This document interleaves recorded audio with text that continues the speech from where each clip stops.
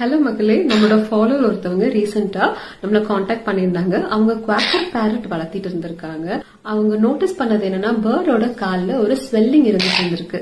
So எதனாலன்னு தெரியலன்னு நம்மள டைரக்டா வந்து மீட் பண்ண வந்திருந்தாங்க. அப்ப செக் பண்ணி பார்க்கும்போது என்னன்னா, அந்த கால்ல ஐடென்டி ரிங், அதாவது க்ளோஸ்ட் ரிங் போட்டிருந்திருக்காங்க. அந்த ரிங் பாத்தீங்கன்னா கரெக்டான சைஸ்ல இல்லாததுனால பேர்டோட காலை நல்லா இறுகிட்டு வச்சிருக்கு. சோ இந்த க்ளோஸ் ரிங் பாத்தீங்கன்னா ப்ரீட் பண்ணுவாங்க இல்லையா, அவங்களே போட்டு விடுறது. பட் சைஸ் தப்பா போட்டிருக்காங்க. அது மட்டும் இல்லாம ஹார்டான மெட்டீரியல் யூஸ் பண்ணியிருந்ததுனால நாளடைவுல என்ன இருக்குன்னா, பேர்டோட கால் தோல் இருக்கு இல்லையா, தோலையும் வந்துட்டு லைட்டா ஸ்கிராச் பண்ணிட்டு இருந்திருக்கு. சோ கொஞ்சம் காயம் ஏற்பட்டிருந்தது.